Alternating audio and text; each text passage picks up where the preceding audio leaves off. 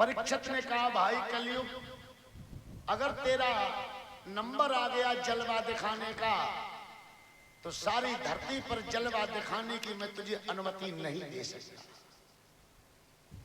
तू गंदे विचारों का है, गंदे ख्यालों का है, तो जा गंदगी में अपना निवास ले। जो गलत चीजें थी, छलदम्ब द्वेष पाखंड झूठ अन्याय में कलयुग का वास हो गया। और कह दिया लोगों से कि छलदम्ब द्वेष पाखंड झूठ अन्याय के खेल मत खेलना, इनमें कलयुग का वास है। अगर ये खेल खेलोगे तो कलयुग तुम्हारा दिमाग डाइवर्ट कर देगा, कलयुग तुम्हारी बुद्धि घुमा देगा। सुजनेषु वैरम परेषु मैत्री पश्यन्त लोकाः कल कौतुकानि। यही कलयुग का कमाल है। ऐसी बुद्धि घुमाएगा कि अच्छी बातें बुरी लगेंगी और बुरी बातें बड़ी अच्छी लगेंगी। अपने लोग जो हैं वो बुरे लगेंगे और बुरे लोग जो हैं वो बड़े भले लगेंगे। यही कलयुग दिमाग घुमा देता है। सुजनेषु वैरम परेषु मैत्री पश्यन्त लोकाः कल कौतुकानि। राजा परीक्षित ने कहा, कलयुग, इसलिए सारे संसार में तुझे जलवा दिखाने की अनुमति मैं नहीं दे सकता। कलयुग बोला, महाराज, हम खराब जरूर हैं, हमारी आदत खराब है, लेकिन पूरे पूरे खराब नहीं, हमारे भी अंदर क्वालिटियां हैं, क्वालिटियां। राजा परीक्षित ने कहा, तो बता अपनी क्वालिटी क्या है, तेरे अंदर क्वालिटी। और वो बोला, मेरी पहली क्वालिटी, पहले लोग समाधियां लगाते थे, महीने व्रत करते थे, नंगे उघारे डोलते थे, और फिर भी मोक्ष गति प्राप्त नहीं होती थी। और हमारे राज्य में कई नंगे धड़ंगे घूमने की जरूरत नहीं है, भूखे प्यासे रहने की जरूरत नहीं है। बस सुमेरे सुमेरे नर उतर ही पारा,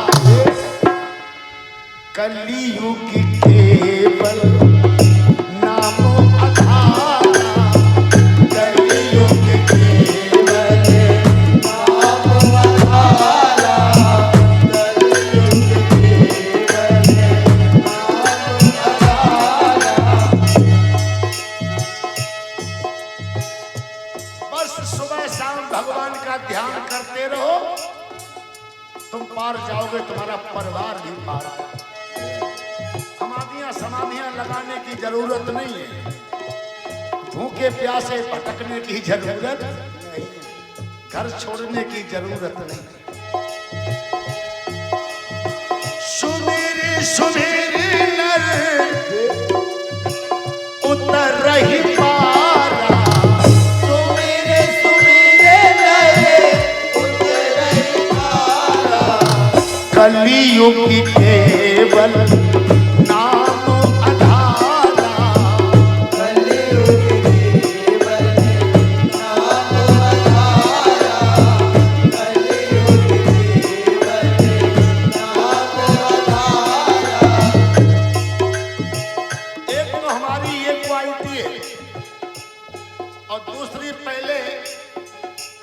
जमाने में, श्याम के जमाने में लोगों को मन पे भी कंट्रोल करना होता था। अगर मन विचलित हो गया तो दान पुण्य का लाभ मिट गया। लेकिन हमारे राज्य में मन जा रहा है तो जाने दो। कली कर एक पुनीत प्रताप,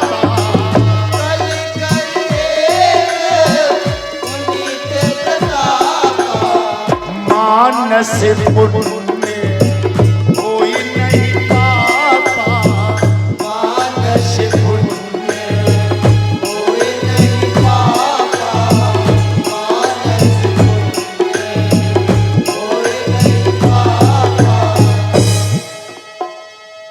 पहले राम के जमाने में, श्याम के जमाने में अगर मन में कोई मल पैदा हो गया, गंदा विचार आ गया तो पाप लग जाता था। लेकिन अब मन में कितने गंदे विचार आए, पाप लगने वाला नहीं है।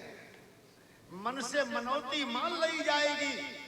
भगवान के दरबार में गए और मन से कहा प्रभु हमारा ये काम हो जाए, हम कथा कराएंगे, तो ये मनौती तो मान ली जाएगी। और मन में अगर गंदे विचार सोचोगे तो उनका दोष नहीं लगेगा, ये हमारी क्वालिटी है। कल कर एक पुनीत प्रतापा, अब मानस पुण्य होए नहीं पापा। मन से पाप नहीं लगता था।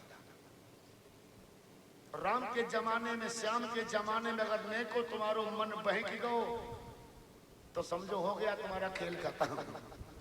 पूजा पाठ नियम संयम सब खत्म। इसलिए कलयुग कहता महाराज जी हमारी क्वालिटियां हैं। एक तो मन से कभी पाप नहीं लग सकता, और बस सुबह शाम भगवान का भजन करो, खुद पार जाओ, अपने परिवार को भी पार ले जाओ। कलयुग सम नहीं आन युग, जो नर कर विश्वास, और पाए गाय राम गुण विमल यश, और भवतर बिनही प्रयास। बस जपो राम सीता जो सुख चाहो भाई। और कलयुग में जाए के लिए तुमने जब मानव की जिंदगी पाई। इस कलयुग में दो काम बहुत जरूरी, हरि का भजन पेट का धंधा, और जो ना करे सो मूर्ख अंधा। ये दो काम तो करने ही पड़ेंगे, और सब खोखटे खत्म।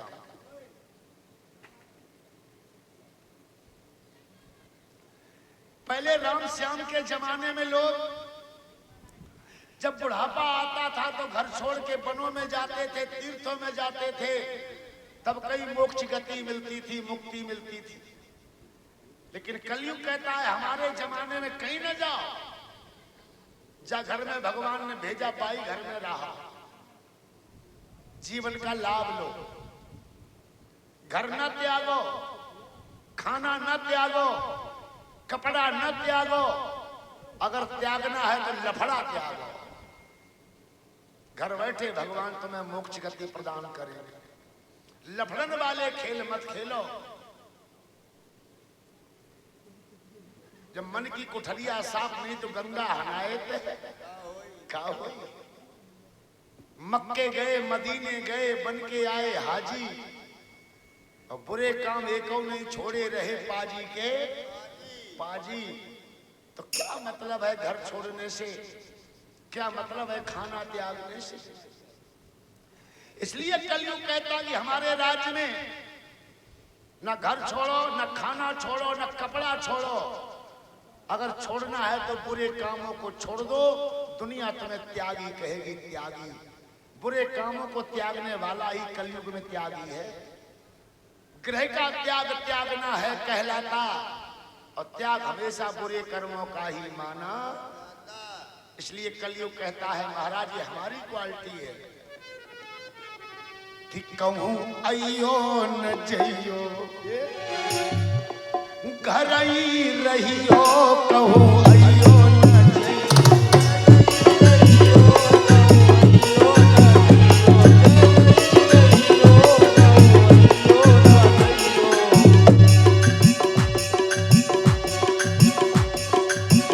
रहियो, कहूं अयो न जइयो, घर ही रहियो, कहूं अयो न जइयो।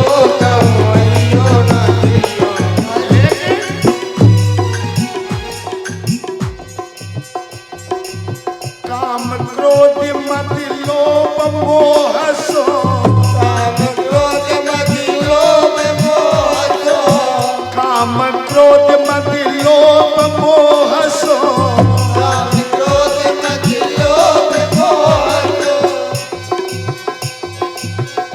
और बुरे कर्मन ते तुम बुरे कर्मन ते बचे रहियो, कहूं अयो न जइयो, घर ही रहियो,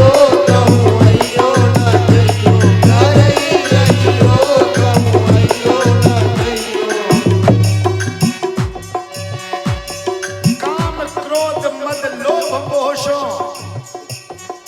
बुरे कर्म से बचे रहियो कम अयो न जइयो रहियो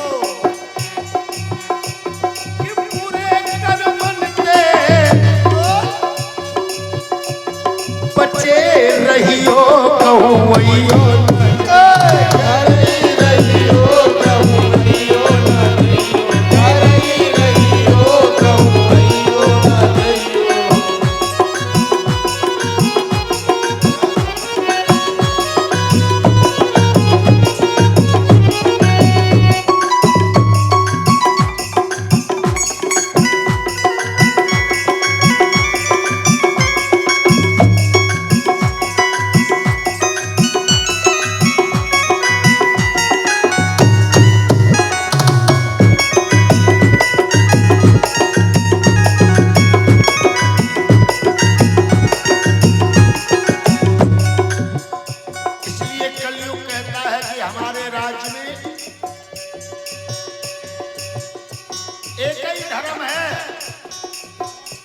समाज की सेवा करना, परोपकार की पूजा होगी और परोपकारी इंसान जो चाहेगा भगवान उसको वो दे देंगे। परोपकार करने वाले आज कितना कितना बड़ा सुख पा रहे आप देख रहे हैं। समाज की सेवा करने वाले जहाजन को उड़ रहे हैं। समाज की इज्जत करने वाले, समाज को सहारा देने वाले विदेशों तक में सम्मान पा रहे। इसलिए कलयुग कहता है हमारे राज्य में एक ही धर्म है, हमारा कर्म है सेवा, हमारा धर्म है सेवा। पर उपकार सभी संग करियो, पर उपकार सभी संग करियो, पर उपकार सभी संग करियो। और सुबह शाम से तुम ध्यान धरियो, तुम ध्यान प्रभु को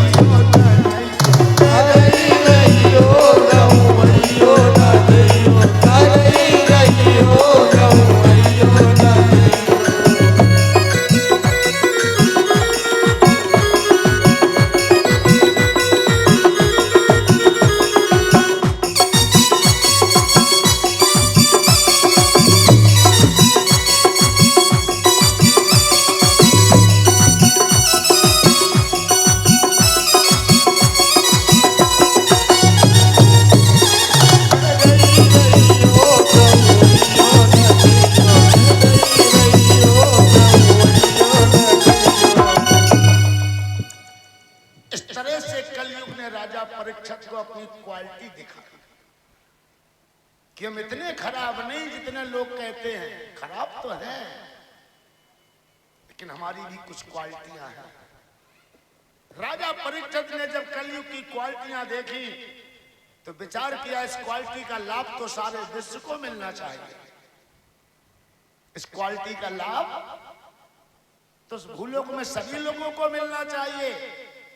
इसलिए उसके लिए दरवाजा खोल दिया, जा भाई जा, और जहां तक ब्रह्मा की सृष्टि है वहां तक अपना जलवा दिखा।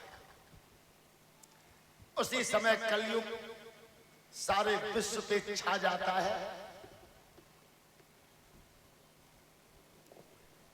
और जिसके शीश पर सवार हो जाता है उसके दिमाग को ही डाइवर्ट कर देता, घुमा देता।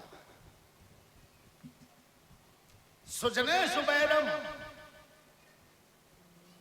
जो लोग अपनों से प्यार करते हैं ना, समझे उनके ऊपर भगवान की बड़ी कृपा है। जो कलयुग उनके ऊपर बुरी नजर नहीं डाल पा रहा, क्योंकि जहां पर कृपा राम की होई और ता पर कृपा करे सब। ये कलयुग भी उस पर कृपा नजर ही डालेगा, टेढ़ी मेढ़ी आंखें नहीं डालेगा कलयुग। और जिसके घर में भगवान की कृपा ही नहीं है उसके घर को तो कलयुग वीरान कर देगा। अपनों में बैर करा देता है ये, अपनों से दूर कर देता है कलयुग जिसके घर में घुस जाता है। सुजनेषु बैरम परेषु मैत्री। अच्छी चीजें बुरी लगेंगी, बुरी चीजें बड़ी अच्छी लगेंगी। अपने लोग हैं वो बुरे लगेंगे और बुरे लोग बड़े भले लगेंगे। ऐसा कलयुग दिमाग घुमा देता है। जबकि हर इंसान अपनों के सपने सजाने के लिए पैदा होता है, तभी तो अपने लोग बड़े लाल प्यार से उसका लालन पालन करते हैं। कल सयाना होगा तो मेरे सपने सजाएगा। और जब वो सयाना होता है तो कलयुग के चक्कर में चढ़ जाता है, अपनों को रुलाने, अपनों को तड़फाने लगता है। जब मानी घर में हती तो बाहर मानी ना है, और जब मानी बाहर भई तो घर की मानी ना है। अब जब घर की ना ही मानोगे तो घर वाले दुआ देंगे कि बद्दुआ देंगे? अरे घर वालों की दुआ से ही तुम्हारे सपने पूरे होंगे, और घर वाले जब बद्दुआ देंगे तो कभी सपने पूरे नहीं होंगे। क्योंकि सपने अपनों के सहयोग से पूरे होते हैं, अपने बिन सपने नहीं। ये जानत संसार। जिसके पास अपने लोग नहीं होते ना, उनके जीवन में कोई खास सुख नहीं होता, उनके सपने पूरे नहीं होते। अपने बिन सपने नहीं, ये जानत संसार। और अपनों के सहयोग से गूंजे जय जय। लेकिन कलयुग अपनों से ही दूर कर देता है। ऐसी बुद्धि बना देता कि अपनों की नहीं मानी, लफंगन की मानी, तभी तो मर गई नानी। और क्या, अपनों की कृपा होती तो जीवन के साथ ऐसा अन्याय नहीं।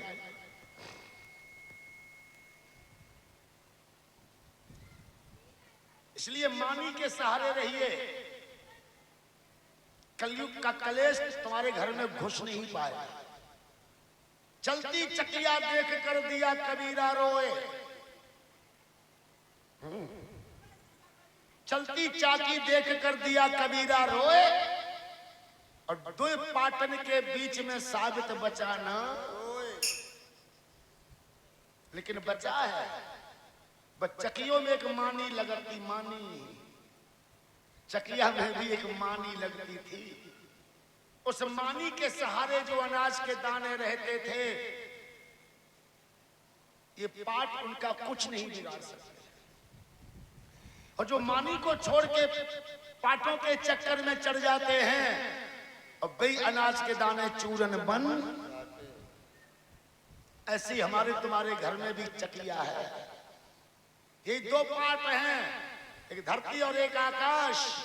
और इन पाटों के बीच में समय का चक्कर घूम रहा है। समय के चक्कर में चढ़ जाओगे तो चूरन बन जाओगे, और अगर मानी के सहारे रहोगे तो समय चक्र तुमको खींच नहीं पाएगा। इसलिए मानी के सहारे रहना है। वेद की मानी, शास्त्र की मानी, संतन की मानी, विद्वानन की मानी, माता पिता की मानी, ताऊ चाचा की मानी, बड़े बूढ़िन की मानी, जय तो मानी। और जब मानी अगर छोड़ दियो तो मज्जे है तुम्हारी। इस मानी को नहीं छोड़ना, इसी मानी को पकड़े रहो। कोई चक्कर तुम्हारा कुछ नहीं बिगाड़ पाएगा। और मानी को छोड़ के चक्करों में चढ़ जाओगे तो तुम्हें कोई बचा भी नहीं पाएगा। इसलिए कलयुग के कलेश से बचना है। जब कलयुग घर में घुसेगा, दिमाग डाइवर्ट करेगा, अपनों से दूर करेगा, तो घर में फूट पैदा हो जाएगा। फूटे हुए बर्तन की कोई कीमत नहीं, फूटे हुए परिवार की समाज में कोई इज्जत नहीं होती। जो परिवार आपस में बंधे हुए होते हैं, उन्हीं की समाज में इज्जत और शोहरत है। और जो आपस में लाज जूता करते हैं, आपस में खून के रिश्ते, खूना खच्चर उड़ाते हैं, तो समाज के लोग क्या इज्जत करेंगे? वो तो कहेंगे कि कहा जब अपनों ना जीवो आ तो हमें क्या सिखाएंगे। इसलिए पर जाए फूट परवार में तो घर बीच कठिन होए रहना, घर बीच कठिन होए रहना, ना मिलेगी दिल को चैना। पर जाए फूट परिवार में तो घर बीच कठिन होए। और फूट कब पड़ती है? जब घर के लोग मनमानी करने लगते हैं, करते हैं अपनी मनमानी, सोचे नहीं कछु लाभ न हानि, रहते अहंकार में न मिलेगी दिल को चैना। पर जाए फूट परिवार में तो घर बीच कठिन होए। अपना अपना जोर दिखाते, जिस घर के लोग अपना अपना जोर दिखाते, कल कलेश घर बीच मचाते। और अच्छी बात समझाओ तो छाती पे, तो इन्हें समझाने वाले कोई नहीं जाता है। कौन अपनी खोपड़ी भरवावे? अपना अपना जोर दिखाते, कल कलेश घर बीच मचाते। और अच्छी बात समझाओ तो छाती पे आते। अरे हो जाएगी सब ख्वार, न मिलेगी दिल को चैना। पर जाए फूट परिवार में तो घर बीच कठिन होए रहना। इस तरह से कलयुग जब हमारे आपके शीश पर सवार होता है तो पागलपन छा जाता है, अपनों से ही दूर कर देता है। एक दिन कलयुग राजा परीक्षित के शीश पे सवार होते हैं। ऐसा परीक्षित का दिमाग घुमाया जो हमेशा संतों की सेवा करता था। एक संत का अनादर कर बैठा। समीक ऋषि तो भगवान के ध्यान में बैठे हुए हैं, और जब भक्त लोग भगवान का ध्यान करते हैं ना, उन्हें अपने शरीर का भी होश नहीं रहता। और जिसको शरीर का होश है वो बगुला भक्ति कर रहा है, वो कोई विष्णु भक्ति कर ही नहीं रहा है। उसकी भक्ति भगवान स्वीकार ही नहीं कर रहे हैं। और जिसकी भक्ति भगवान स्वीकार करते हैं, जिसकी आत्मा परमात्मा में मिल जाती है, उस इंसान को पूजा पाठ करते समय, ध्यान करते समय शरीर का भी होश नहीं रहता, एकाग्र चित्त हो जाता है। उस साधु तो सब भगवान के ध्यान में एकाग्र चित्त था, उसे शरीर का भी होश नहीं था। उसे क्या पता कि उसके आगे पीछे कौन खड़ा है। राजा परीक्षित ने देखा, सोचा लगता है इसने जानबूझ की आंखें बंद कर दी। ये हमारा सम्मान करना नहीं चाहता है, हमारी इज्जत करना नहीं चाहता है, प्यार से हमें आश्रम में बैठाना नहीं चाहता, तभी तो आंखें बंद कर ली इसने। अब पूजा पाठ करते समय इसे हम उठा नहीं सकते, पाप लगेगा। कोई भी पूजा पाठ करता हो उसे टच मत कीजिएगा, वरना कुदरत रूठ जाएगी। उसका अनादर मत कीजिएगा, वरना भारी नुकसान हो सकता है। परीक्षा से यही गलती हो गई। वो पूजा पाठ करते समय संत का उन्होंने मरे हुए सर्प से अपमान कर दिया। एक मरा हुआ सर्प उठाया और साधु के गले में डाल दिया। तू मेरा अनादर कर रहा, हमसे बोल नहीं रहा, तो मैं तेरा अनादर करूंगा। ऐसा सोच के उस साधु का अपमान कर दिया। कैसे कलयुग ने खोपड़ी घुमा दी। उस संत के पुत्र को पता चला कि किसी राजा ने निरपराध मेरे पिता का पूजा पाठ करते समय अनादर किया है। उसने श्राप दे दिया कि अगर मेरे पिता सच्चे मन से भगवान के चरणों में ध्यान कर रहे थे और ऐसे अवसर पर किसी राजा ने अनादर किया, अपमान किया है, तो मैं श्राप देता हूं कि वही मरा हुआ सर्प जिंदा होगा और उस राजा को 7वें दिन डस लेगा, उसकी जिंदगी ही खत्म कर देगा। बस यही साप राजा परीक्षित को लग गया। राजा परीक्षित के होश बिगड़ गए।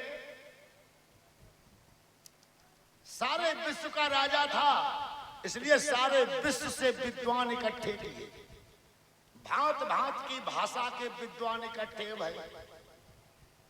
अब जिस देश में जो भाषा बोली जा रही थी उसी भाषा के विद्वान तो बोले 88,000। क्या बात,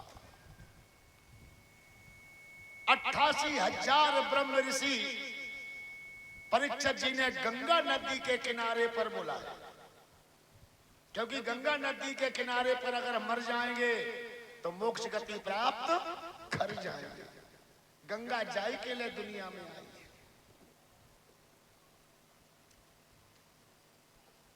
इसलिए उन्होंने पहले ही जाके गंगा नदी के किनारे पर अपना निवास ले लिया।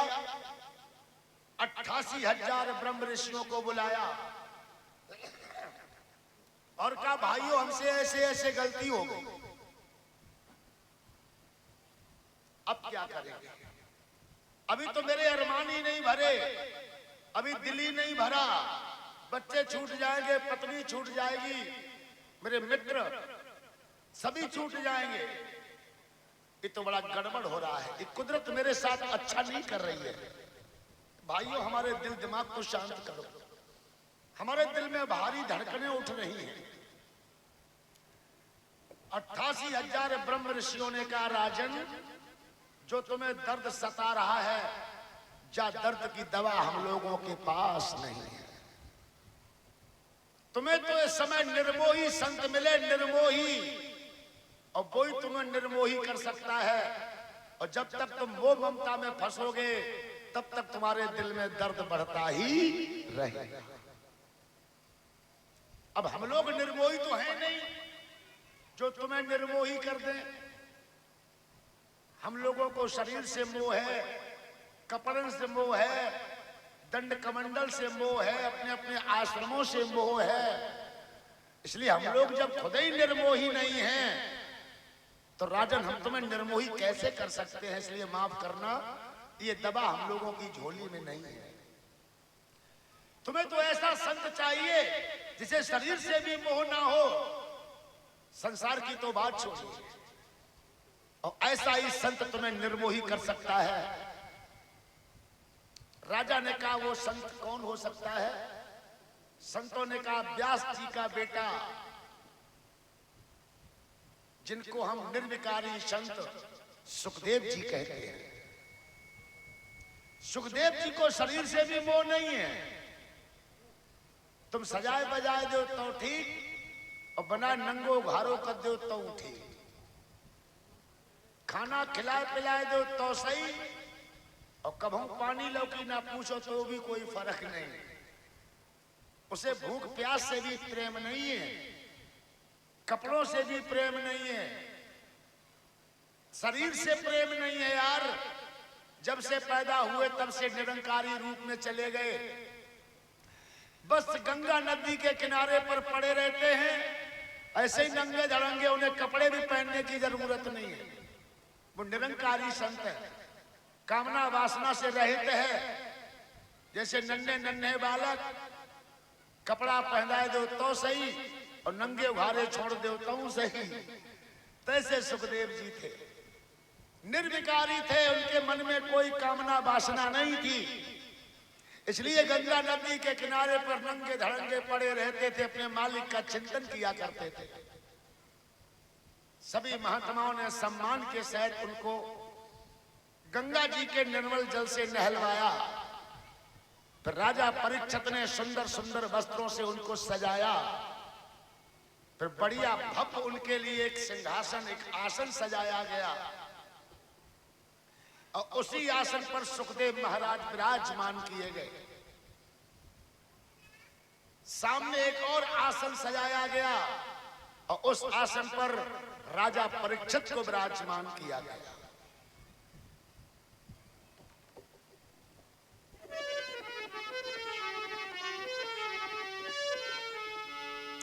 बोली आनंद कंद भगवान की जय हो। भक्तों गोविंद गोपाल गाते चलो, गोपाल गाते चलो, मिलके गोविंद गोपाल गाते चलो, गोविंद गोपाल गाते चलो। भक्त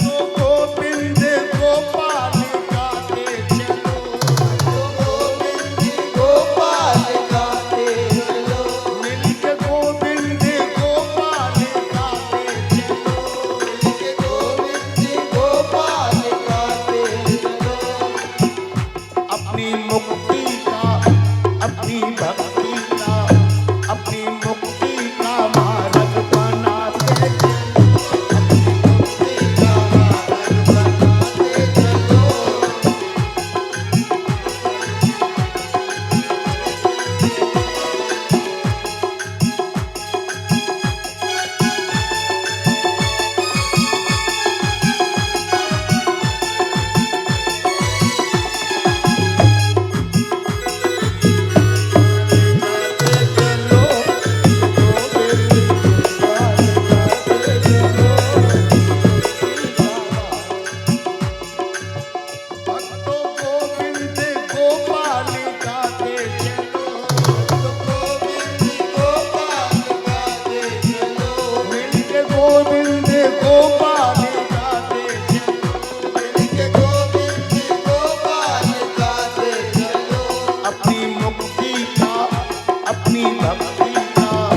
अपनी मुक्ति का मार्ग बनाते चलो, अपनी मुक्ति का मार्ग बनाते चलो, अपनी भक्ति का मार्ग बनाते चलो, अपनी भक्ति का मार्ग बनाते चलो।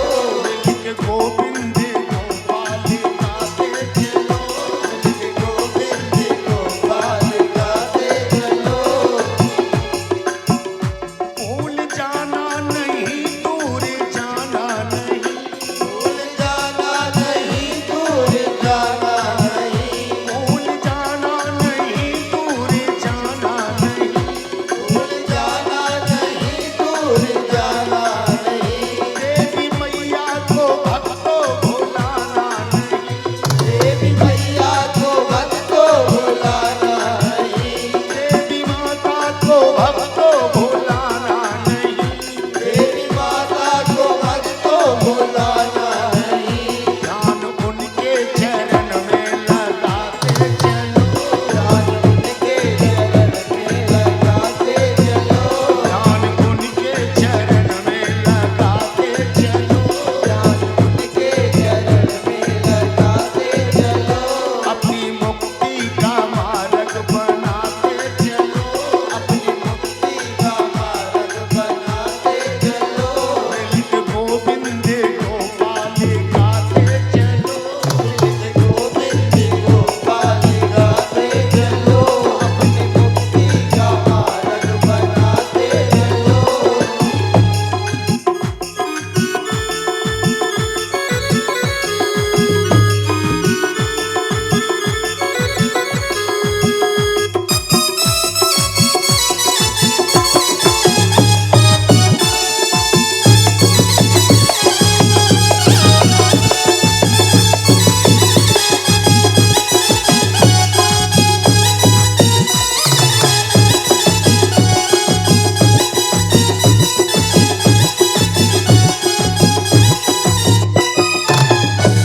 बोलिए आनंद कंद भगवान की जय हो, बोलिए सच्चे दरबार की जय हो, बोलिए श्री वृंदावन बिहारी लाल की जय हो। जय जय श्री राधे।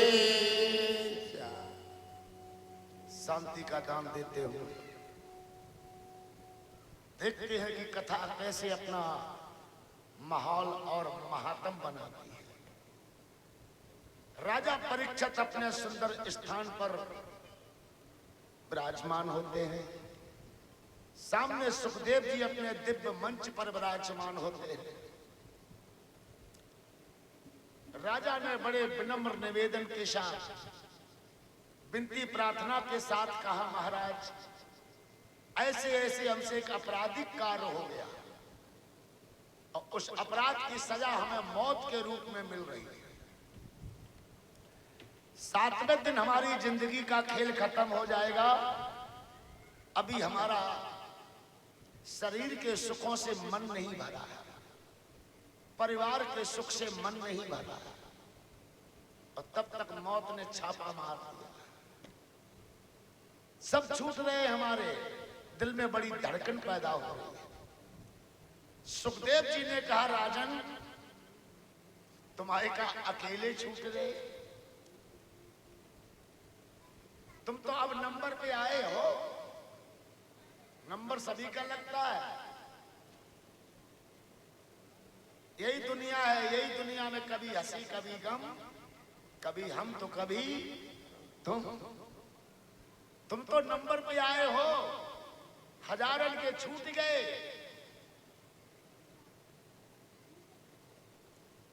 जिंदगी में हजारों का मेला जुड़ा, हंस जब जब उड़ा तब अकेला उड़ा।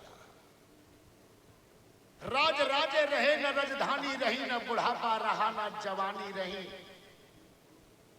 4 दिन का ये प्यारे झमेला जुड़ा, हंस जब जब उड़ा तब अकेला उड़ा।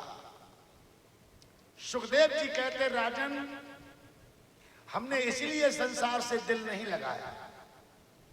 हम जानते हैं संसार के आलम को। संसार की चीजें पहले तो हंसाती हैं और जब दूर होने का वक्त आता है तो बड़ी रुलाती है। यही संसार का नियम है।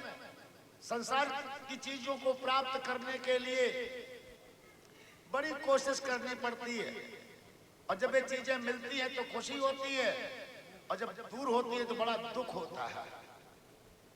जितना सुख है मधुर मिलन में, और उतना दुख होता बिछड़न में। इसलिए हमने संसार से दिल लगाना ही बंद कर दिया, क्योंकि संसार में कोई सुखी नहीं है। संसार से दिल लगाओगे तो बेटा दिन रात रोते रह जाओगे। ये माया सिर्फ रुलाती है। एक मायापति ऐसा है जो इंसान के आंसू पोंछता है। मायापति रोते हुए को हंसाते हैं, और माया हंसते को रुलाती है। सबके दिल में शोले हैं, सबकी आंख में पानी है, और जिसको देखो उसके पास एक दुख भरी कहानी है। सब दुखी हैं, कोई तन दुखी, कोई मन दुखी, कोई दुखी परिवार, और थोड़े थोड़े सब दुखी, क्योंकि राजन ये दुखिया ही संसार। लेकिन लोगों को दूसरों का दुख इसलिए नहीं दिखता, उन्हें अपने दुख से फुर्सत नहीं मिलता। सब अपने अपने दुख में खोए खोए से रहते हैं, इसलिए दूसरों के दुखों को वो देख नहीं पाते हैं। अपने दुख को भूलकर जब समाज के दुखों को देखोगे, तुम कहोगे मेरा दुख तो बहुत थोड़ा है। ऐसे ऐसे दुनिया में दुखी लोग नजर आएंगे कि तुम्हारे होश उड़ जाएंगे। राजन, तुम्हारे तो बाल बच्चे सियाने हो गए, तब तुम मरने जा रहे हो, और उन्हें देखो जो छोटे छोटे बच्चा साल 6 महीना के छोड़ के चले गए। उनसे तो तुम्हारा दुख बहुत हल्का है। तुम्हारी पत्नी तुम्हारा बहुत साथ दिया। उन माताओं बहनों को देखो जो साल 2 साल 6 महीना पति साथ रहा, दुनिया से चला गया। उनके आगे तुम्हारा दुख बहुत हल्का है राजन। इसलिए तुम दुखी नहीं हो, दुनिया दुखी है। अपना दुख भूल कर देखोगे तब तुम्हारे समझ में आएगा कि अपना गम भूल कर कोई देखे, सैकड़ों गम के मारे मिले। अपना गम भूल कर कोई देखे, सैकड़ों गम के मारे मिलेंगे। अपना गम भूल कर कोई देखे, सैकड़ों गम के मारे मिलेंगे। अपना गम भूल कर कोई देखे, सैकड़ों गम के मारे मिलेंगे। अपना गम भूल कर कोई देखे, सैकड़ों गम के मारे मिलेंगे। अपना गम भूल कर कोई देखे, सैकड़ों गम के मारे मिलेंगे। अपना गम भूल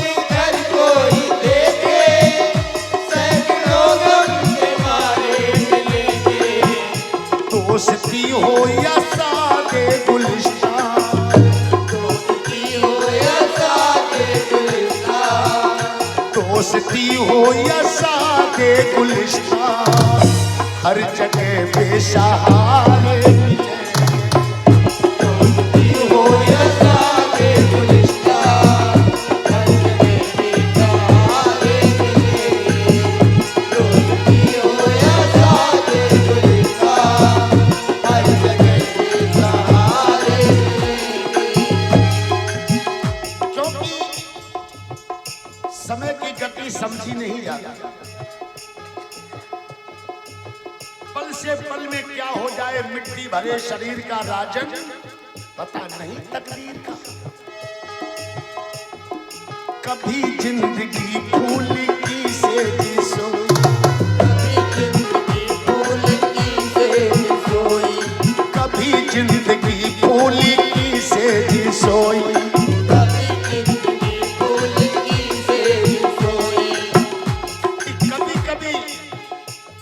कभी कभी ऐसा सुंदर समय आता है कि फूलों की सेजों पे सोने का अवसर आता है, और कभी कभी ऐसा बुरा समय आता है कि सोते पे भी आंसू बंद नहीं होते। कभी जिंदगी फूल की सेज सोई, कभी जिंदगी फूल की सेज सोई, कभी जिंदगी रात दिन रात रोई। कभी जिंदगी रात दिन रात रोई, कभी जिंदगी रात दिन रात रोई। हरिश्चंद्र को देखो, उसने सपने में भी नहीं सोचा था कि हमारी जिंदगी में एक ऐसा दिन आएगा कि काशी में जाके मरघट पे मजदूरी करनी पड़े। इस समय तेरी लाख लाख बलिहार। कभी जिंदगी राज वैभव विलासी, कभी जिंदगी राज वैभव विलासी, कभी जिंदगी राज वैभव विलासी, कभी जिंदगी राज वैभव विलासी, कभी जिंदगी राज वैभव विलासी। कभी जिंदगी राज वैभव विलासी, तो कभी जिंदगी दासी, तो कभी जिंदगी बन गई एक दासी, तो कभी जिंदगी बन गई एक दासी। कभी जिंदगी राज वैभव विलासी, तो कभी जिंदगी बन गई एक दासी। इन माताओं बहनों को देखो, कभी जिंदगी सुख सुहागिन बनी है, कभी जिंदगी सुख सुहागिन बनी है, सुख सुहागिन बनी है, कभी जिंदगी सुख सुहागिन बनी है, कभी जिंदगी सुख सुहागिन बनी है। तो कभी दुर्दिनों में अभागिन बनी है, कभी दुर्दिनों में अभागिन बनी है, तो कभी दुर्दिनों में अभागिन बनी है। कभी जिंदगी सुख सुहागिन बनी है, तो कभी बुरे दिनों में अभागिन बनी है। यही समय का खेल है राजन। अपना गम भूल कर कोई देखे, सैकड़ों गम के मारे मिले। अपना गम भूल कर कोई देखे, सैकड़ों गम के मारे मिलेंगे। अपना गम भूल कर कोई देखे, सैकड़ों गम के मारे मिलेंगे। अपना गम भूल कर कोई देखे, सैकड़ों गम के मारे मिलेंगे। अपना गम भूल कर कोई देखे, सैकड़ों गम के मारे मिलेंगे। दोस्ती हो या सादे गुलिस्तान, दोस्ती हो या सादे गुलिस्तान, दोस्ती हो या सादे गुलिस्तान, हर जगह बेसहारे मिले। दोस्ती हो या सादे गुलिस्तान, हर जगह बेसहारे मिलेंगे। दोस्ती हो या सादे गुलिस्तान, हर जगह बेसहारे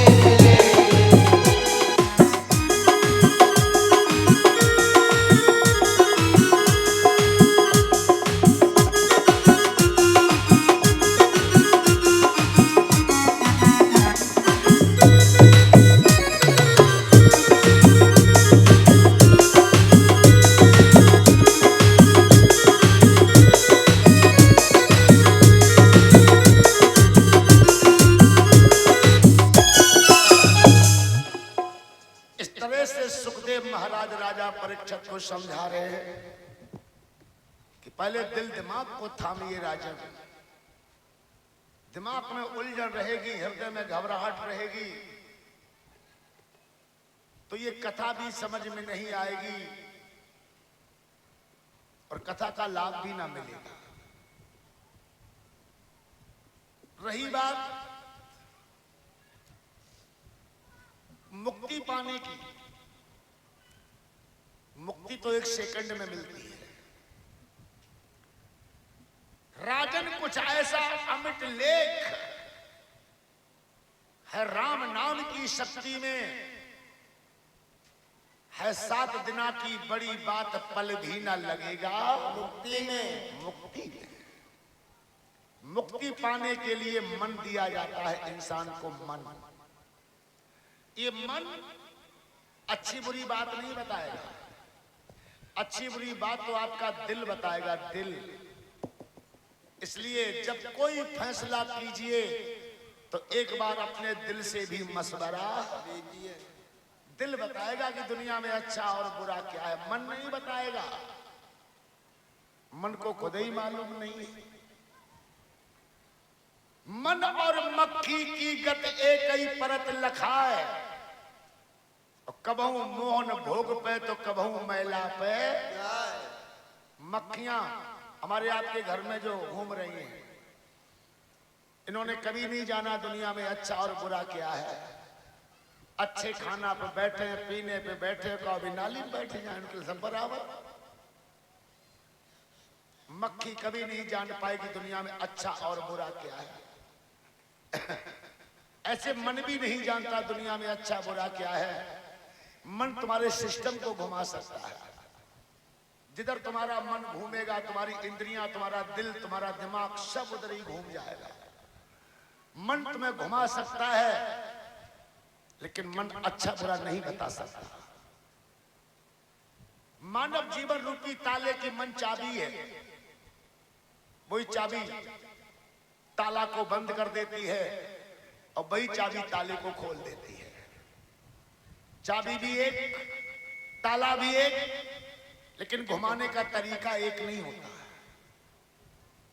इधर घुमाओगे तो ताला लग जाएगा और उधर घुमाओगे चाबी को तो ताला खुल। ऐसे मन को संसार की ओर घुमाओगे तो माया जाल में बंध जाओगे, और मन को मायापति की ओर घुमाओगे तो एक पल में मुक्त हो जाओगे। अब मन घूमने में क्या सालें लगती हैं?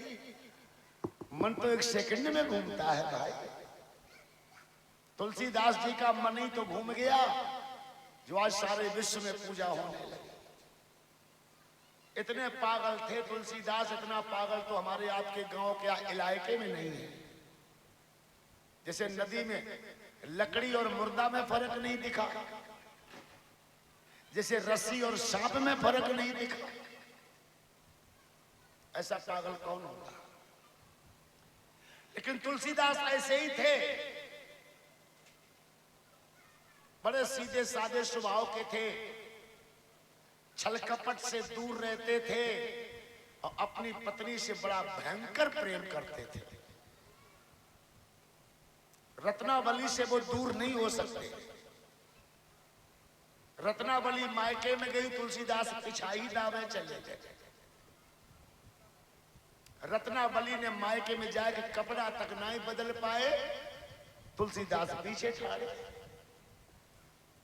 बोले साजन आप एक भी दिन नहीं रह पाए। तुलसीदास बोले हमें एक पल तेरे बिना गाज लग रहा था।